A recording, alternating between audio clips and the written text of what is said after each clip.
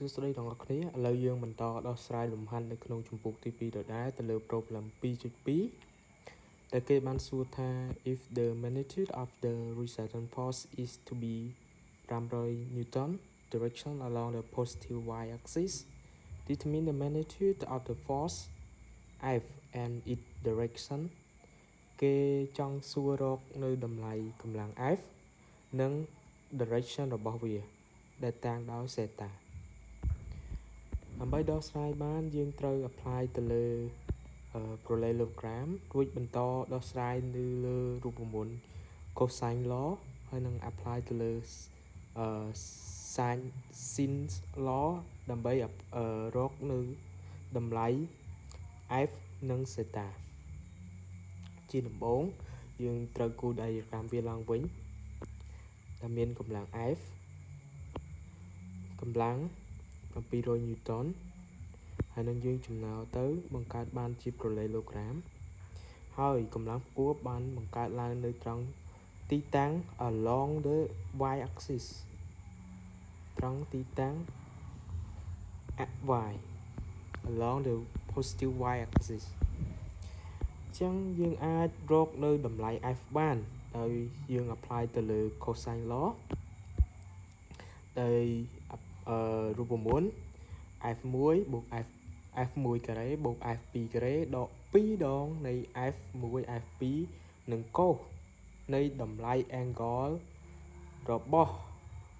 កម្លាំងដែលយើងចង់រកអញ្ចឹងតម្លៃទល់មុខនឹងកម្លាំង f គឺមុំនេះអញ្ចឹងយើងត្រូវរកមុំនេះតើមានតម្លៃស្មើប៉ុន្មានអញ្ចឹងយើងរកមុំនឹងទាំងអស់គ្នាយើងចំណាមកអញ្ចឹងមានន័យថាមុំនេះនិងមុំនេះមានតម្លៃស្មើគ្នាជាមុំត្រូវគ្នាហើយយើងអាចចំណាបានទៀតមុំនេះក៏ស្មើនឹងមុំនេះដែរជានេះមុំនេះស្មើនឹង15មុំនេះក៏ស្មើនឹង15ដោយសារជាមុំឆ្លាស់អញ្ចឹងយើងអាចបាននៅតម្លៃហ្នឹងគឺមុំនេះជាមុំកែងនេះជាមុំកែងហើយយើងត្រូវបូកនៃតម្លៃមុំនេះមួយទៀតគឺ15ដឺក្រេដែលវាឆ្លាស់នឹងមុំនេះអញ្ចឹងវាស្មើនឹង90បូកនឹង15ដឺក្រេអញ្ចឹងវាស្មើនឹង105ដឺក្រេស្មើនឹង90បូក15ដឺក្រេគឺមុំប៉ុណ្នេះអញ្ចឹងយើងអានរកតម្លៃទល់មុខនឹងមុំដែល f ដែលយើងចង់រកកម្លាំងនឹងបានហើយយើង apply ទៅលើ cosine law អញ្ចឹង f ស្មើនឹង500ការ៉េជាមុំគូបនេះបូកនឹង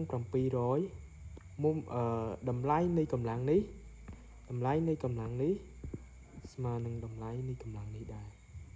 ហើយតម្លៃ f នេះក៏ស្មើនឹងតម្លៃកម្លាំង f នេះដែរ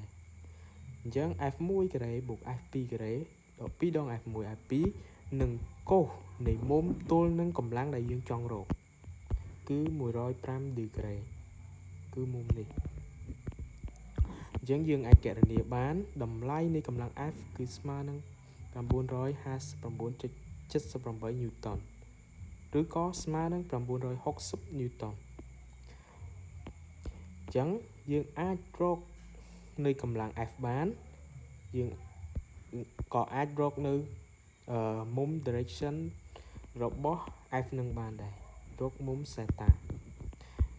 អានេះយើងបានកាត់នៅចំណិតនៃកម្លាំងនឹងមកនេះកាត់នៅចំណិតនេះមក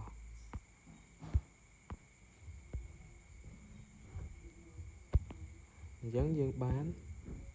មុំនេះស្មើនឹង90ដឺក្រេដក zeta ភាសានេះជាមុំកែងស្មើនឹង90ដឺក្រេហើយ zeta ជាតម្លៃដែលយើងចង់រកអញ្ចឹង90ដក zeta យើងនឹងឃើញនៅតម្លៃមុំនេះអូខ khế chẳng dương apply tới lớp xin law chẳng xin dương trong rốt làm lại mũm chẳng xin đây đầm lại mum để dương trong rồi ní tôi nâng cầm láng bằng pi rồi Newton chẳng xin cài sập bục xài tá lớp bằng pi rồi hay đầm lấy F dương ban rốt mình tôi một nơi cầm láng F cứ đầm lấy thì mum rồi pram được rễ chẳng xin cài sập được rễ bục xài tá nơi lớp bằng pi rồi Smartនឹង sin 105 ដឺក្រេនៅលើតម្លៃ F smart នឹង 959.78 Newton អញ្ចឹងយើងអាចទាញរកនៃតម្លៃសេតាបានអញ្ចឹងដើម្បីទាញរកអញ្ចឹង sin 90ដឺក្រេបូកសេតាឬក៏ស្មើនឹង sin ផាយលើ2បូកដូចបូកសេតាយើងវាមានតម្លៃស្មើនឹង cos សេតា sin pi លើ2បូក alpha ស្មើនឹង cos alpha អញ្ចឹងដូចគ្នាអញ្ចឹង sin 90ដឺក្រេបូក alpha ស្មើនឹង cos zeta នៅលើ700ស្មើនឹង sin 105ដឺក្រេចែកនឹង 959.78 Newton អញ្ចឹងយើងអាចទាញបានថា cos zeta